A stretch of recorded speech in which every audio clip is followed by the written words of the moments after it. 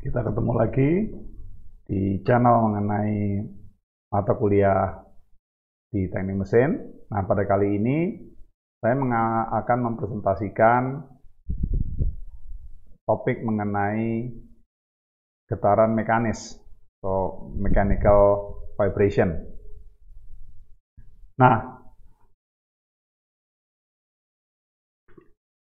mechanical vibration sendiri asal katanya menerangkan mengenai vibrasi atau osilasi.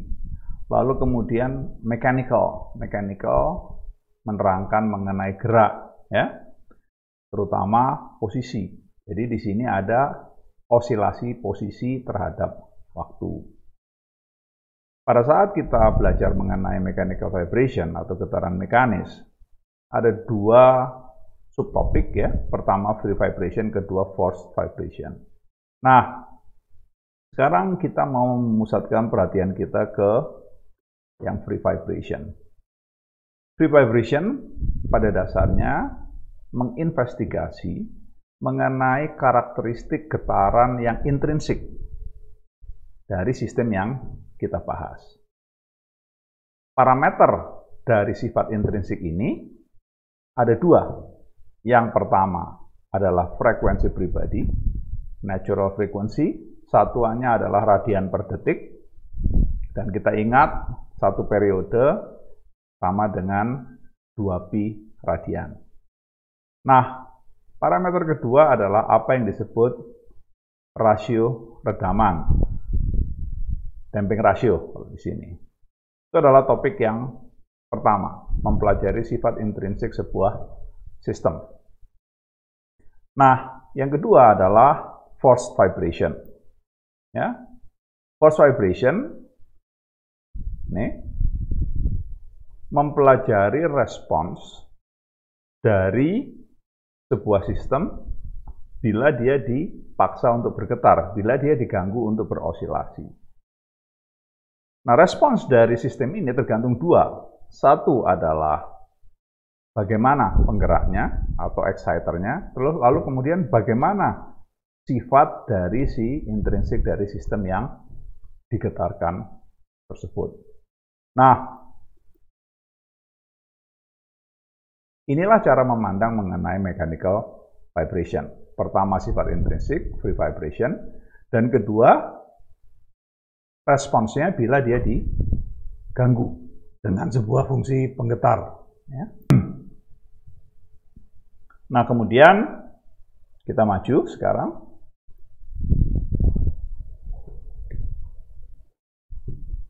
Sistem yang berosilasi itu seperti apa? Bermacam-macam. Nah, kita bicara dari yang paling dasar dulu. Sistem yang paling dasar yang bisa menampakkan fenomena free vibration, yaitu natural frequency dan rasio redaman, adalah sistem yang terdiri dari 3 benda. Ya, ini massa, pegas, dan kemudian peredam. Gambarnya, ini massa, ini pegas, dan yang peredam yang ini. Masing-masing benda ini punya sebuah angka untuk menggambarkan dari benda tersebut. Nah, untuk massa jelas ya, dia memiliki angka untuk menerangkan resistensinya kalau dia diganggu. Kekakuan pegas adalah sebuah angka yang menerangkan kepegasan. Nah, tentunya secara sebenarnya ada 3 macam pegas. Nah, kita hanya menggunakan pegas yang linear pada saat kita mempelajari mechanical vibration. Nah, pegas yang linear pada dasarnya persamaannya seperti terlihat di gambar, dan pada persamaan ini menerangkan bahwa hubungan antara gaya dan regangan pegas dihubungkan secara linear dengan sebuah slope yang dinamakan koefisien kekakuan pegas. Lalu kemudian kita mau lihat lagi sekarang yang berikutnya, yaitu peredam. Peredam mirip dengan pegas. Dia akan memberikan gaya resistensi bila dia diregang atau dimampatkan. Itu kemiripannya. Perbedaannya, yang menentukan berapa gaya yang ditimbulkannya adalah kecepatan. Pegas posisi, peredam kecepatan. Dan hubungan antara gaya dan kecepatan juga linear. Sehingga sekarang linearitas ini dinamakan koefisien peredam. Mana koefisien peredam dinyatakan di gambar ini. Nah, ini. Nah, bersama dengan kekakuan pegas. Nah, inilah gambaran dari sistemnya. Nah, setelah semuanya sudah lengkap, kita sekarang mau maju. Bagaimana persamaan geraknya yang menghubungkan massa, pegas, dan peredam tersebut? Tentunya mudah saja, kita langsung menggunakan prinsip-prinsip kinetika dan kinematika yang sudah dipelajari. Pertama, digambar diagram benda bebasnya. Pertama, kita akan lihat mana gaya-gayanya. Ada yang vertikal, nih. Ada yang horizontal. Nah, kita tentunya memusatkan perhatian kita pada yang horizontal. Karena dia yang menyebabkan adanya gerakan. Nah, gerakannya dinyatakan dalam panah ini. Sehingga sekarang kita tinggal memasukkan ke dalam hukum Newton kedua. Dan kita hanya konsentrasi ke arah yang bergerak, yaitu arah horizontal. Mana resultan gayanya? Nih. Terus sama dengan massa dikalikan akselerasi. Nah, kemudian persamaan ini disusun sehingga semua suku yang mengandung X posisi maupun turunannya, X dot kecepatan dan X double dot akselerasi, diletakkan di sebelah kiri tanda sama dengan, sehingga kita mendapatkan ini. Ya. Lalu kemudian, apa sisanya tidak ada, tentunya akan sama dengan 0. Ya. Itulah bagaimana kita menyusun persamaan yang asalnya dari hukum Newton kedua ini. Tinggal sekarang, apa yang mau kita lakukan dengan persamaan yang kita dapatkan ini? Yang ingin kita lakukan adalah mencari apa yang disebut dengan time response for position. Artinya, respons dari sistem ini yaitu respons dari massa terhadap waktu. Respons apa yang ingin kita lihat? Respons yang ingin kita lihat adalah posisi. Ini yang ingin kita bahas. Sehingga sekarang kita menuliskannya. Ini adalah posisi sebagai fungsi dari waktu. Posisi apa? Posisi dari massa ini bergerak ke kiri dan ke kanan, karena gerakan kita cuma horizontal. Nah, kemudian sebelah kanannya asalnya dari mana? Nah, sebelah kanan itu asalnya dari persamaan yang sebelumnya, yaitu persamaan yang paling bawah ini. Nah, persamaan yang paling bawah ini namanya adalah persamaan diferensial biasa linear order 2 homogen. Nah, karena namanya ada secara matematika terdefinisi, maka kita bisa merujuk ke buku-buku persamaan diferensial. Apa time response untuk persamaan diferensial seperti yang terlihat atau yang kita miliki ini? Nah, buku persamaan diferensial bilang bahwa persamaannya untuk time response bentuknya seperti yang ada di sini. Jadi pertama, apa yang kita lihat? Ada dua buah suku. Satu, kemudian dua. Dan perhatikan, masing-masing suku merupakan fungsi dari waktu. Nah, jadi ini sekarang jelas. Inilah sekarang posisi dari massa sebagai fungsi dari waktu. Nah, kita ingin menyederhanakan dulu persamaan ini supaya kita bisa melihat efek dari masing-masing koefisien tadi. Ya. Koefisien apa? Koefisiennya cuma ada 3. M, C, sama K. Nah, kemudian pertama adalah kita melihat ini. Ini sama ini, kiri dan kanan. Ya. Lalu kemudian di sini operasinya adalah tambah dan kurang. Ya. Nah, kemudian kita ingat, kalau kita punya sebuah fungsi eksponensial dengan dua buah argumen, argumennya mana? Argumennya adalah yang kotak biru ini dan yang ini, dan argumennya dipisahkan oleh tanda kurang atau tambah, kita bisa merubah bentuk ini menjadi dikeluarkan fungsi eksponensial ini. Nah, perhatikan bahwa yang di sebelah sini sudah tidak ada fungsi eksponensial lagi, karena sudah dikeluarkan.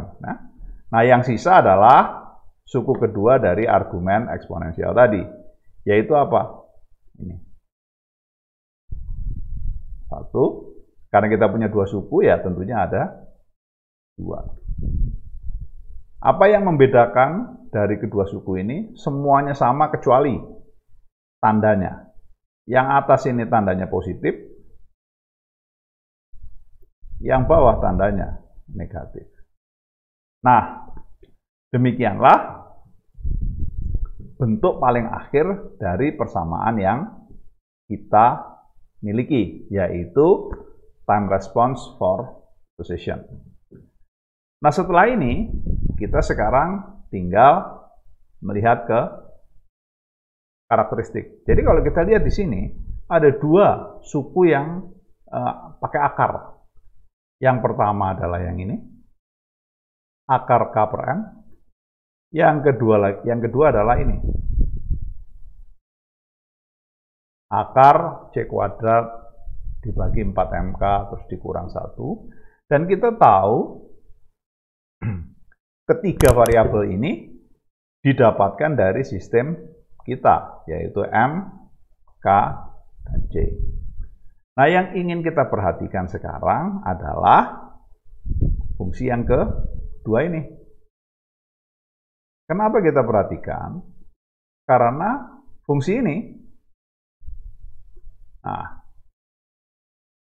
bisa bilangan real, bisa bilangan imajiner, tergantung suku yang di dalam tanda akar positif atau negatif. Nah, kemudian sebelum kita maju, kita mau tanya, apa konsekuensinya kalau saya pakai bilangan real? Apa konsekuensinya kalau dia real? Apa konsekuensinya kalau dia imajiner? Nah, yang pertama kita terangkan saja bahwa bila suku ini bilangan real, maka dia tidak akan berosilasi. Bentuknya seperti kurva yang merah ini. Ya. Namun, bila suku ini imajiner, bukan real, ya, maka akan ada osilasi. Ya. Nah, jadi kita tahu sekarang, oh ini yang fungsi C kuadrat dibagi 4MK dikurang 1 rupanya menentukan apakah akan terjadi osilasi atau tidak. Ya. Nah, ini berasal dari buku persamaan diferensial. Saya tidak akan masuk ke mengenai bagaimana dia bisa seperti itu. Cukup kita sekarang tahu bahwa sistem kita ini bisa berosilasi, bisa juga tidak berosilasi. Siapa yang menentukan? Si suku di dalam akar ini. Betul? Nah, kemudian ini tadi saya ulangi. Nah, sekarang tentunya saya akan tertarik karena nama pelajarannya mechanical vibration, yaitu vibration, maka tentunya saya tertarik dengan yang berosilasi. Kalau yang berosilasi, saya tertarik dengan yang akarnya akan menghasilkan bilangan imajiner, ya.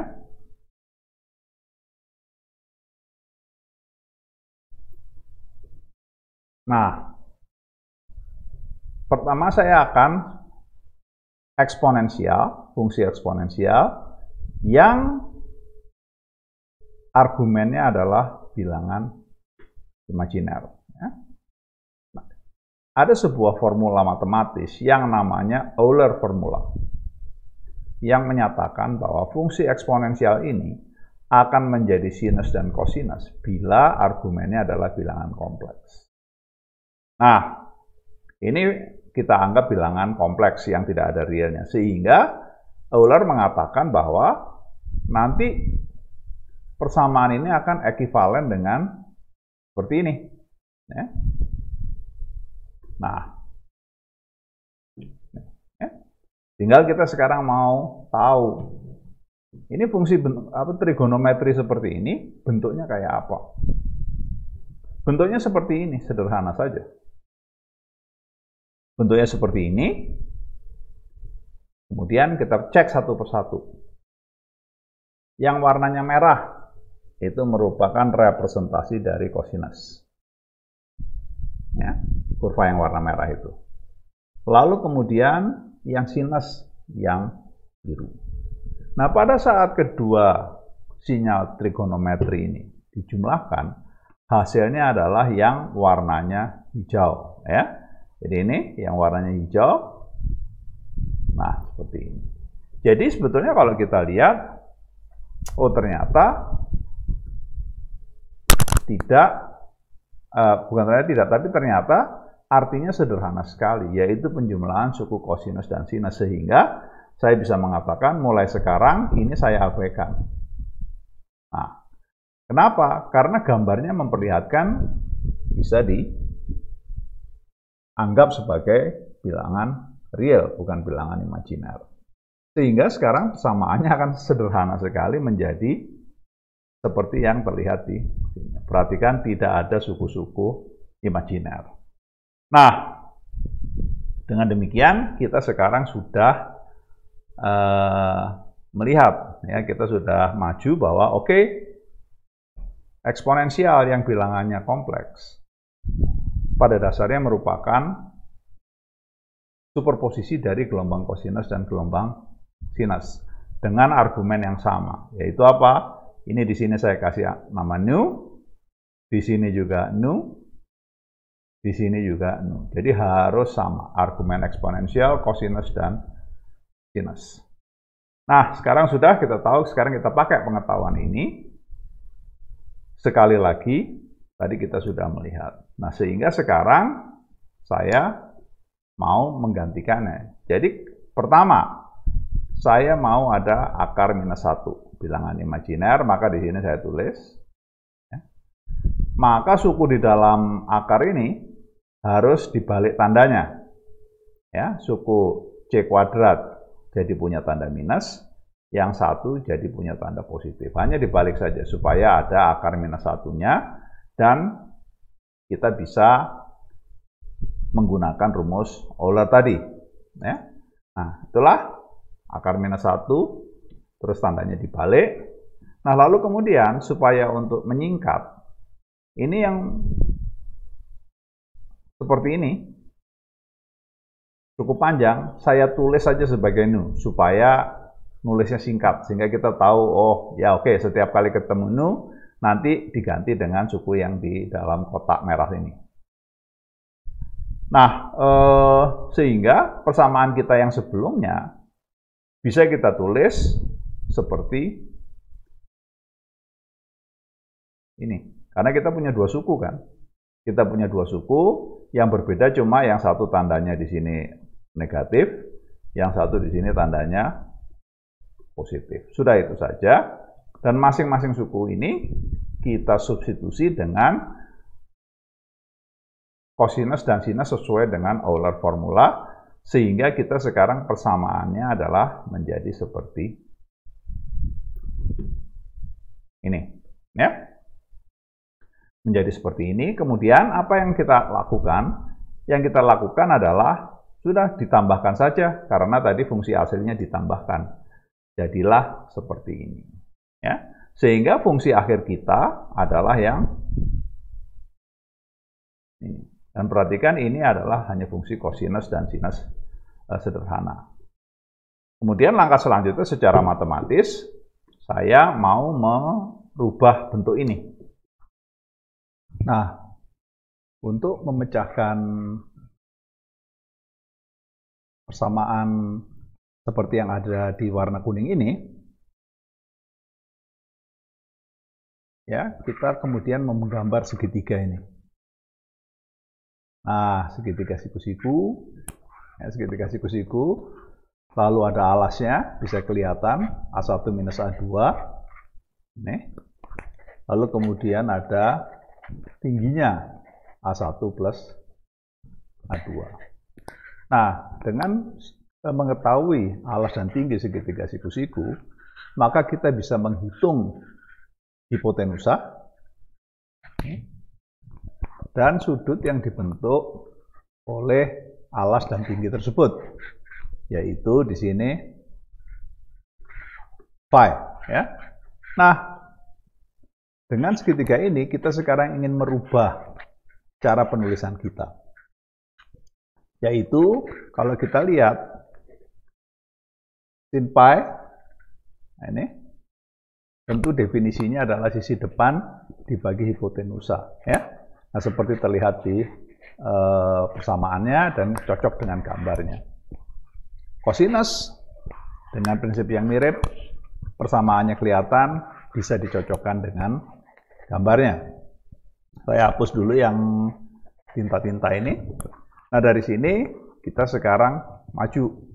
Kita sudah punya definisi sinus, kita punya definisi kosinus, sehingga tentunya dengan mudah bisa kita susun ulang mengenai ekspresi-ekspresi sisi tinggi dan alas, ya. Nah, dengan ini kemudian nanti tentunya sudah bisa kelihatan, ini tentunya akan masuk ke sana, ya. Lalu kemudian ini akan dipakai untuk masuk ke sana, ya. Nah, sudah, ini tinggal disubstitusi saja. Ini persamaannya masih yang tadi, kalau disubstitusi bentuknya seperti ini, ya.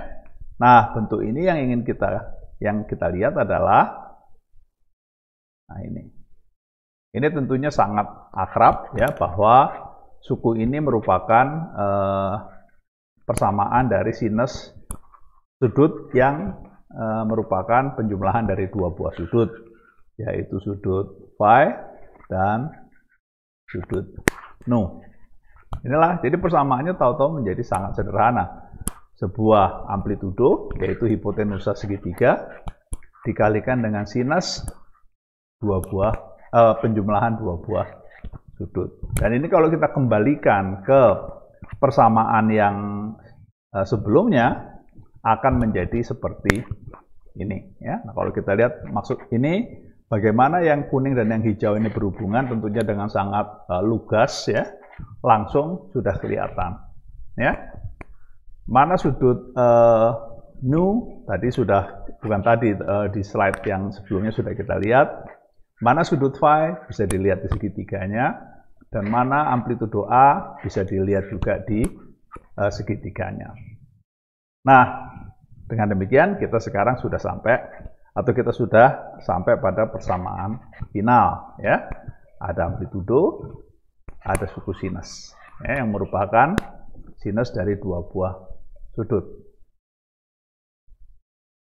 Kedua, ini datangnya dari mana A ini nanti? Cara menghitungnya seperti apa? Phi, cara menghitungnya seperti apa? Nah, persoalan ini disebut persoalan dengan kondisi awal, ya. initial condition problem, di mana kedua variabel yang ingin kita cari di sini kita dapatkan dari kondisi awal, yaitu posisi X dan kecepatan V. Ya. Jadi pada saat awal, yaitu pada saat T sama dengan 0, kita perlu mengetahui berapa posisi awal, berapa kecepatan awal, ya, supaya kita bisa menghitung A dan sudut phi. Nah, di sini notasi yang paling umum adalah posisi awalnya X0, kecepatan awalnya adalah V0. Ya. Nah, kalau ini kita substitusi ke dalam persamaan time response di atas ini, kita akan mendapatkan seperti ini. Jadi ini harga A-nya, dan ini adalah harga di sudut phi-nya. Ya. Perhatikan bahwa kedua variabel ini merupakan fungsi dari konstanta yang membentuk sistem kita, yaitu massa, kekakuan pegas, dan kekakuan dan koefisien peredam. Lalu yang kedua tergantung juga dari kondisi awalnya, yaitu posisi dan kecepatan awal. Ya. Nah, demikianlah sudah lengkap kita mendapatkan rumus mengenai time response lengkap dengan koefisiennya sesuai dengan kondisi awal yang diperkenalkan kepada sistem massa pegas peredam kita. Selesai sampai di sini. Nah, sudah selesai, lengkap semuanya. Kita sekarang mau maju untuk mencari sifat intrinsik dari sistem kita ini. Ya. Kita ingin mencari intrinsiknya. Caranya gimana? Sederhana. Pertama, kita mendefinisikan ini, yang namanya frekuensi pribadi. Jadi setiap kali ketemu akar K per M, kita ganti dengan omega N. Kita mendefinisikan omega N atau frekuensi pribadi. Mari kita lihat sebelumnya. Nah, ini. Ya, itu yang pertama. Setelah kita ketemu mendefinisikan frekuensi pribadi ini,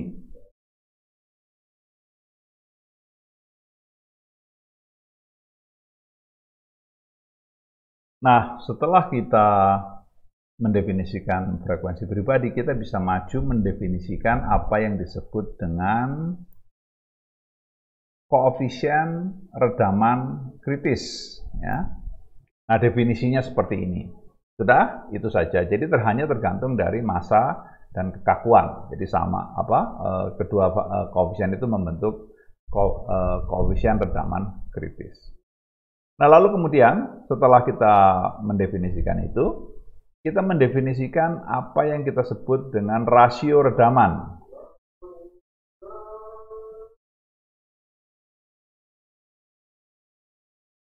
Setelah rasio redaman kita definisikan, kita kemudian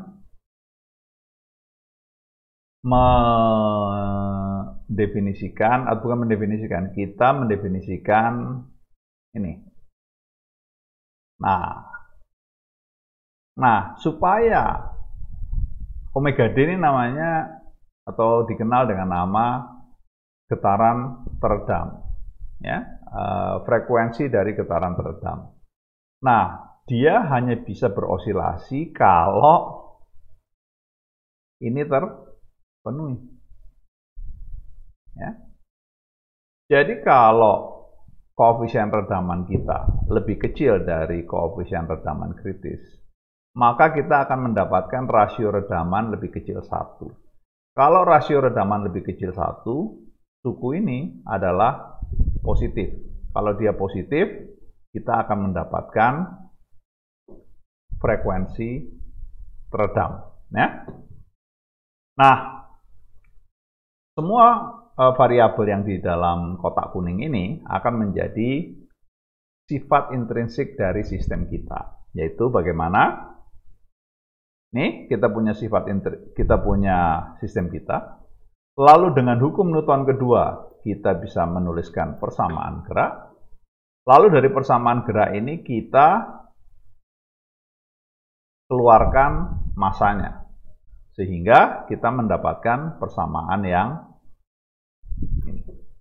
Nah, lalu kemudian dengan menggunakan semua informasi yang ada di dalam kotak kuning ini dan ini sama. Kemudian kita menuliskannya dalam bentuk lain. 1,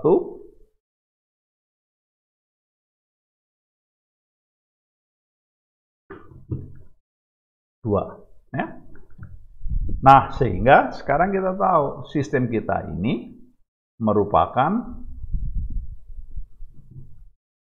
atau dapat diwakili dengan persamaan seperti yang ada di sebelah kanan baris kedua. Nah, apa artinya? Apa yang kemudian yang bisa kita simpulkan atau apa yang terjadi dengan kesemua ini? Yang bisa terjadi adalah apabila rasio redamannya lebih kecil 1, maka sistem akan berosilasi dengan frekuensi sebesar frekuensi getaran teredam. Nah, frekuensi ini akan mendikte gerakan osilasi seperti yang dinyatakan oleh kurva biru yang berosilasi. Karena adanya redaman, ya, karena ada peredam ini, atau dengan kata lain ada rasio redaman lebih besar 0, maka osilasi kita akan semakin mengecil amplitudonya. Jadi perhatikan di sini, pertama amplitudonya di sini, mengecil di sini, kemudian mengecil lagi dan akhirnya hilang.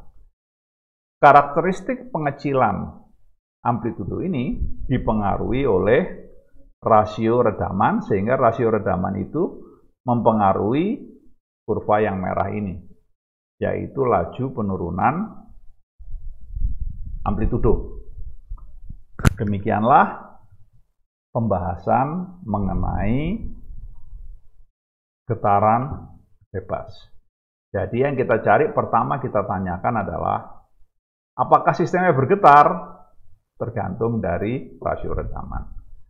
Kalau dia lebih kecil 1, sistem kita berosilasi. Kalau dia sama dengan atau lebih besar 1, sistem kita tidak berosilasi. Nah, kemudian berapa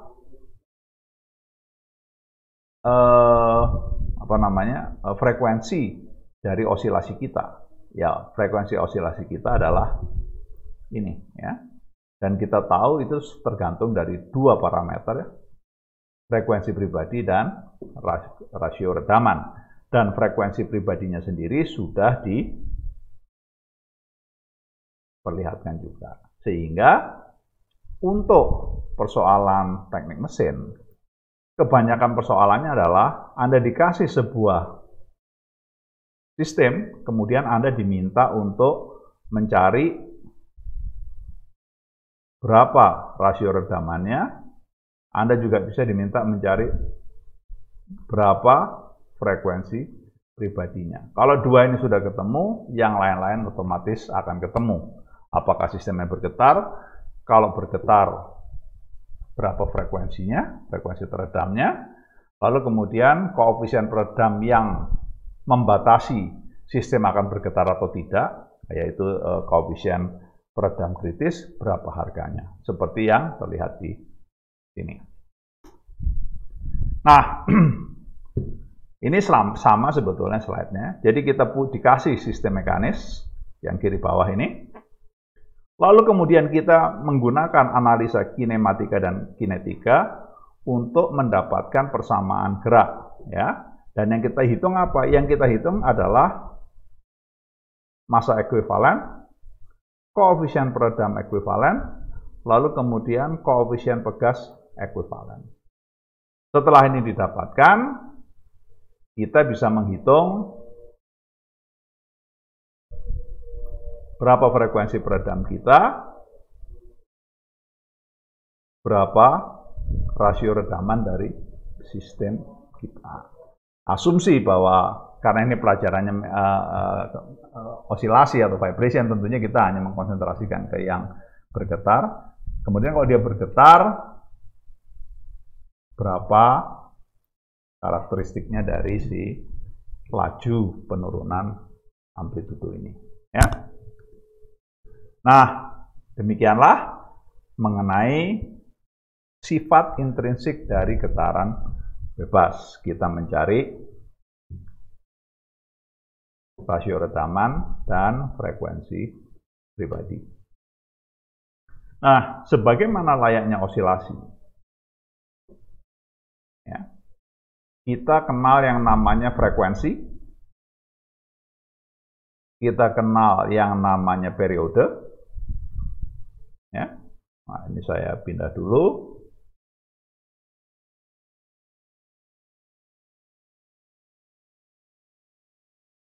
Nah, nggak usah pakai aja. Nah, jadi kita punya frekuensi, kita punya periode, terus kita punya frekuensi pribadi. Ketiga hal ini sebetulnya menggambarkan karakteristik osilasi yang sama, cuma variabelnya beda-beda. Dan perhatikan satuannya, ya, hertz, ini detik kalau untuk si periode, dan kalau untuk frekuensi getaran itu radian per detik. Ingat, satu periode akan sama dengan 2pi radian. Ya. Dan angka konversinya sudah diperlihatkan di sini. Misalnya antara omega dengan F. Ini rumusnya. Ya. Antara tau dengan omega. Ini rumusnya. Dan tentunya antara frekuensi dengan periode seperti yang Anda sudah sangat akrab. Ya, nah ini saya. Nah, sekarang kita baru masuk ke yang berikutnya, dan ini baru ya. Ini baru dalam hal begini. Kita punya persamaan time response-nya bentuknya seperti ini. Nah, time response ini kalau digambar seperti yang terlihat di sini. Nah, ini time response-nya. Lalu kemudian kita bilang, saya ingin mengamati dua buah puncak yang berturutan. Kenapa? Karena dua buah puncak yang berturutan ini pasti dibatasi oleh periode dari osilasi kita. Dan periode dari osilasi kita tadi bisa kita hitung sebagai fungsi dari frekuensinya. Nah, lalu kemudian, sehingga sekarang kita masukkan, misal di sini sama dengan T1. Saya ulangi lagi. Ini T1. Kita masukkan ke persamaan ini. Kita mendapatkan ini. Ya. Nah, kemudian yang berikutnya selesai. Lalu kemudian setelah T1 tentunya sudah bisa ditebak, kita akan melihat T2. Nah, yang kita perhatikan di sini, antara T1 dan T2, jaraknya adalah periode. Sehingga saya bisa mengatakan T2 sama dengan T1 ditambah periode dari getaran teredam tersebut. Seperti di sini. Nah, kemudian ini kita masukkan ke persamaan ini. Sehingga kita mendapatkan penyebut seperti yang terlihat di slide ini. Ya. Jadi sekarang kita tahu, nah pada saat kita lihat bahwa ini fungsinya eksponensial, lalu kemudian ada beberapa faktor yang bisa dikeluarkan dari pembilang dan penyebut, sehingga kita bisa bilang, oh kalau kayak gini, rasio dari X1 dibagi X2, kalau persamaannya seperti ini pembilang dan penyebutnya, ini pasti hilang. Lalu kemudian ini hilang. Sehingga yang tersisa adalah ya. Waktu kita lihat, oh ternyata rasio dari amplitudo yang berdekatan atau bersebelahan adalah fungsi dari nomor 1, rasio redaman, frekuensi pribadi, sama periode osilasi teredamnya. Nah, dari sini kemudian kita E-nya ini kita hapus. Caranya dengan memperkenalkan operasi ln ini. Jadi X1 per X2 dikasih ln di sini, maka otomatis eksponensialnya hilang sehingga menjadi seperti itu. Nah, angka ini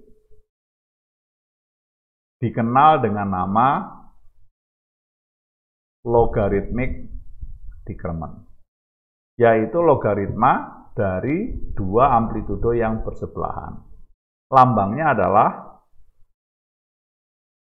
delta seperti ini. Ya.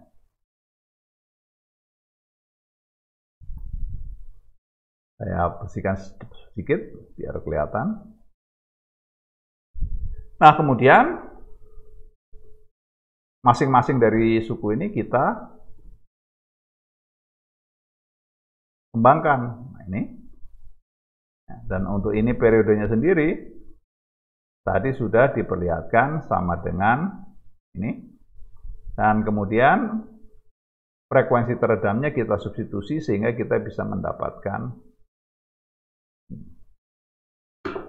hasil akhirnya adalah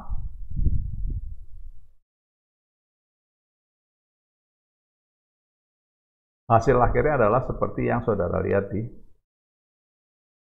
sini, ya.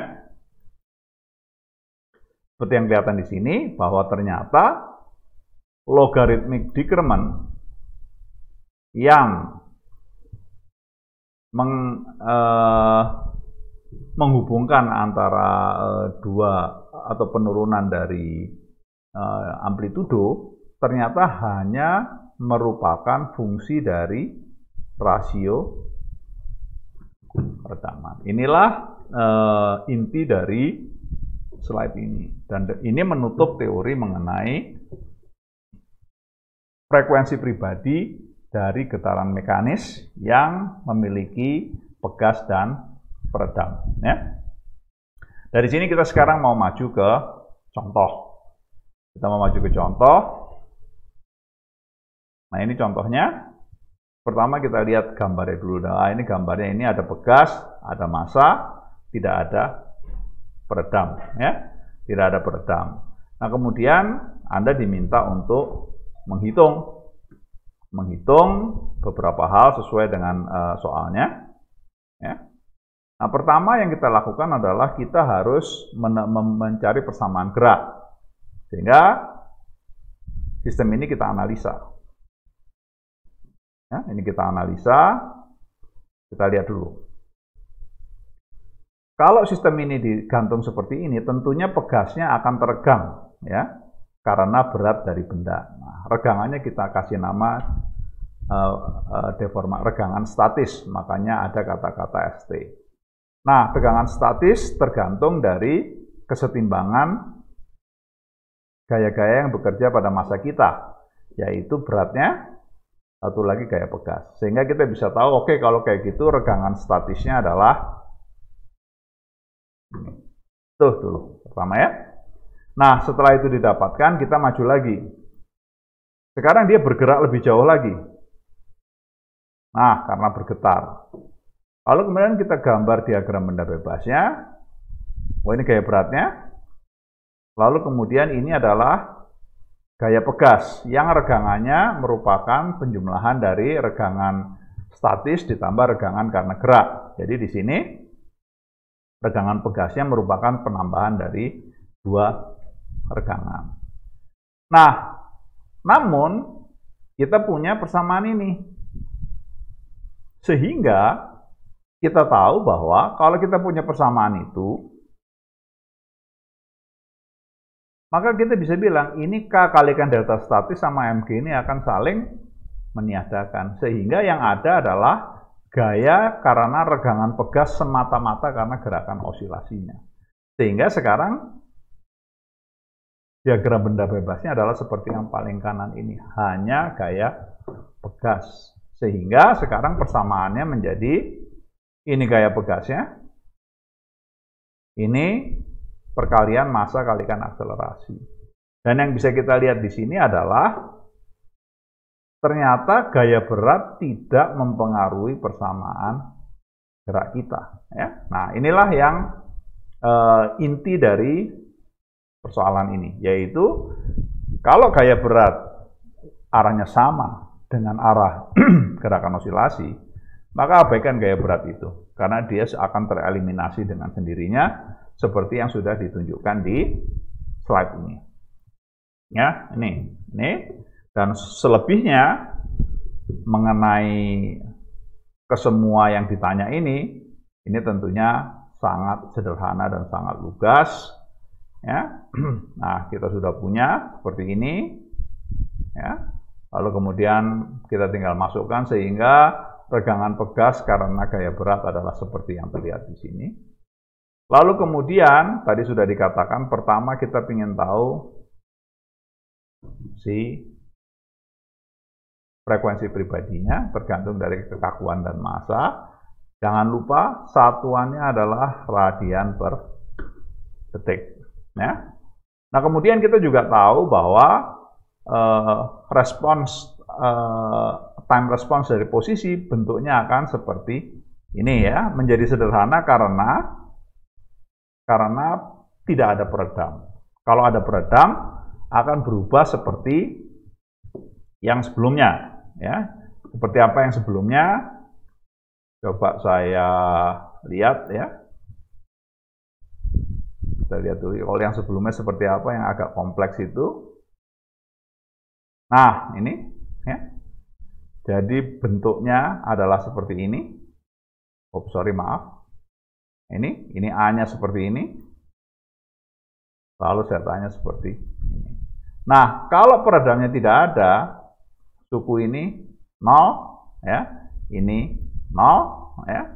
Sehingga semua yang mengandung C kita buat 0, persamaannya akan menjadi sangat sederhana, yaitu seperti yang sudah kita lihat di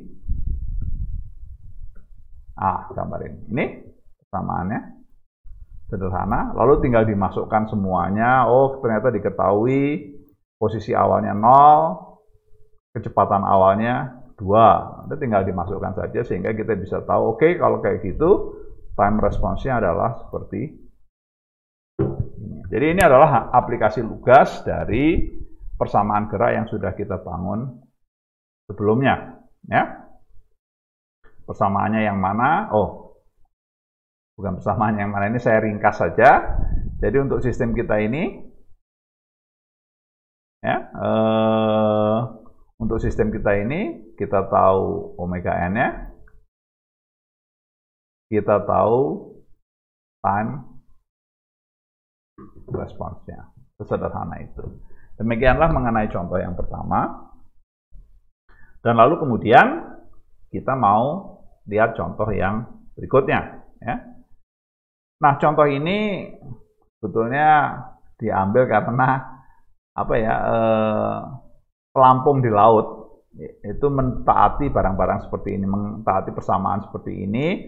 Salah satu penggunaannya biasanya adalah untuk mendeteksi tsunami. Intinya adalah pelampung seperti itu.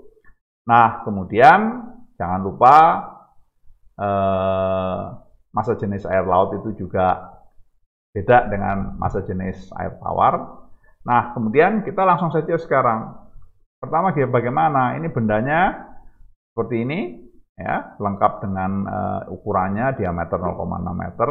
Lalu ini air lautnya. Ya. Lalu pertama kita lihat benda ini gimana geraknya, naik turun. Ya udah kita coba kita kasih aja. Ini kalau bendanya turun gimana nih di besar ini? Oh, kalau bendanya turun akan ada gaya Archimedes yang arahnya ke atas. Dan besarnya gaya tergantung dari massa jenis cairan dan volume yang turun ke bawah. Ya. Nah, seperti apa? Nah, kita lihat dulu. Mana massa jenis air lautnya? Ini. Berapa volume dari pelampung yang tercelup ini kalau dia turun ke bawah sebesar X? Ini. Ya. Lalu kemudian jangan lupa dikalikan gravitasi 9,81. Ya, kenapa? Karena kita bicara densitas yaitu kilogram, sementara kita butuhnya gaya. Jadi harus dikasih akselerasi gravitasi 9,81. Kita tahu, oh ternyata jika si pelampung turun ke bawah sebesar X, maka dia akan mengalami atau mendapatkan gaya apung, yaitu yang ini, sebesar seperti yang terlihat di sini. Ya. Nah, setelah itu kita dapatkan, tinggal kita masukkan ke hukum Newton kedua. Ya, ini kok negatif? Karena arah gayanya berlawanan dengan arah geraknya. Jadi arah geraknya di sini yang positif ke bawah, gayanya ke atas. Jadi kita kasih tanda negatif gayanya. Ya. Nah, kemudian tentunya resultan gaya sama dengan massa kalikan akselerasi m kali x. Nah, kemudian gayanya tinggal di substitusi karena kita sudah tahu besarnya ini.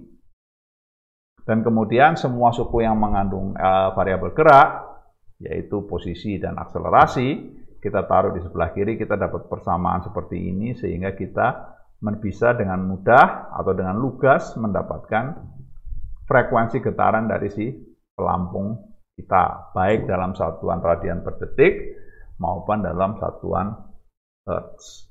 Inilah salah satu contoh aplikasi, dan di sini intinya adalah gaya pegas tidak harus atau tidak hanya bisa ditimbulkan oleh pegas. Sebagai contoh, ini tidak ada pegasnya, yang ada cuma air. Tapi hukum Archimedes bilang, sifat air ini atau cairan ini, dia akan memberikan gaya apung yang karakteristiknya ternyata sama dengan karakteristik pegas. Ya. Nah, kemudian kita sekarang maju ke contoh yang ketiga. Nah, kalau yang ini intinya adalah ada sebuah rangkaian mekanisme. Jadi Anda harus melakukan analisa kinematika ya sebelum Anda bisa masuk ke hukum Newton kedua. Nah, mekanisme ini yang sekarang menjadi bagian dari teknik mesin sebetulnya. Nah, mari kita lihat. Pertama, kita bilang begini. Ini bagaimana ceritanya? Coba kita lihat deh. Kalau si massa ini bergerak sebesar X ke atas, apa yang terjadi? Oh, titik ini juga bergerak sebesar X. Karena ada angsel ini, titik yang ini akan turun sebesar ini. Ya. Dan karena lagi-lagi karena ada angsel ini, titik ini akan naik sebesar ini. Dan yang paling terakhir ini akan meregang si massa, si pegas. Jadi ini.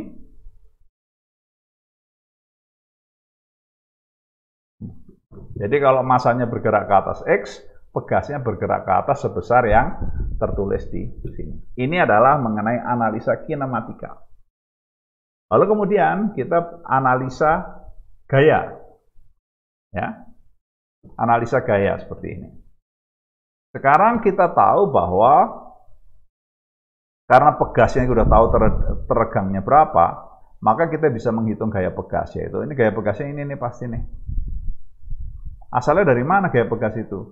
Dari ini. Dia teregang sekian kok. Terus kalikan aja dengan K untuk mendapatkan gayanya. Oke? Nah, lalu kalau gaya pegas di titik ini adalah sebesar yang terlihat di sini, dan kita ada angsel, maka kesetimbangan momen akan menyatakan bahwa gaya di sini besarnya seperti ini. Dan lagi-lagi karena ada angsel dan kesetimbangan momen, kita bisa mendapatkan bahwa gaya yang bekerja pada massa adalah sebesar yang terakhir di sini ini. Ya. Ini dihapus yang tidak perlu. Nah, inilah analisa kinematika dan kinetika yang memberitahu kita mengenai perpindahan dan gaya. Sehingga sekarang kita pusat perhatian kita tinggal ke massa ini. Karena kita sudah tahu berapa dia pindah, berapa gaya yang bekerja pada dia. Ya. Sudah tahu, tinggal dimasukkan saja, kita mendapatkan persamaannya seperti yang terlihat di sini. Ini adalah resultan gayanya. Kok negatif? Karena arahnya berlawanan dengan arah gerak. Geraknya ke atas, gayanya ke bawah. Lalu ini massa kalikan akselerasi. Selesai. Hukum Newton kedua. Sehingga kalau sekarang kita susun ulang si persamaan ini, persamaan gerak ini, kita akan mendapatkan persamaannya ini. Sehingga kita dapat persamaan dengan mudah, kita dapatkan si frekuensi pribadi dari sistem kita, yaitu sistem yang ini. Ya. Frekuensi pribadi dari sistem kita ini adalah seperti yang terlihat di kanan atas ini. Ya. Nah, demikianlah akhir dari pembahasan kita.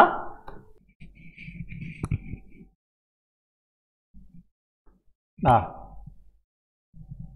pada slide ini kita sudah selesai dengan satu jenis respons gerak atau time response dari sistem massa pegas peredam. Nah, kita sekarang mau menutup getaran bebas ini dengan diskusi singkat mengenai sebuah respons yang lain. Nah, pertama kita berangkat dari persamaan yang kita sudah tahu yang di kanan ini, ya, yaitu yang ini. Nah, ini persamaannya. Nah, di slide yang sebelumnya, kita selalu bicara mengenai sistem yang bergetar, yaitu rasio redamannya lebih kecil 1, lebih besar 0, karena rasio redaman pasti selalu positif ya. Nah, kita sekarang mau memperkenalkan mengenai rasio redaman yang harganya lebih besar sama dengan 1, seperti terlihat di sini. Nah, lalu kemudian kita tinggal melakukan analisa. Kalau persamaan kita seperti yang terlihat di kanan atas, rasio redamannya lebih besar sama dengan 1, tergantung dari dia lebih besar atau dia sama dengan, maka kita akan mendapatkan dua respons. Yang atas, ini saya kasih di ini. Nah, ini adalah respons kalau rasio redamannya lebih besar 1. Dan bawahnya adalah respons kalau rasio redamannya persis sama dengan 1. Nah, kita tidak ingin membahas mengenai detail dari bagaimana solusi ini didapatkan, time response ini didapatkan. Kita ingin melihat saja apa bentuk dari time response seperti ini. Dan pertama kelihatan fungsinya eksponensial. Nah, gambarnya adalah seperti yang terlihat di sini. Untuk yang lebih besar 1. Kalau untuk yang yang sama dengan 1, responsnya adalah di yang bawah seperti ini. Dan kita kelihatan kedua respons ini, kedua kurva ini tidak menampakkan gejala osilasi, ya, sehingga kita sekarang melihat melihat bahwa apabila rasio redaman lebih besar atau sama dengan 1, maka respons dari sistem massa pegas peredam akan non-osilatori, tidak ada gerakan bolak-balik, ya, dengan asumsi persamaannya adalah persamaan getaran bebas seperti yang ada di kanan atas dari slide ini. Nah, demikianlah penutup dari seluruh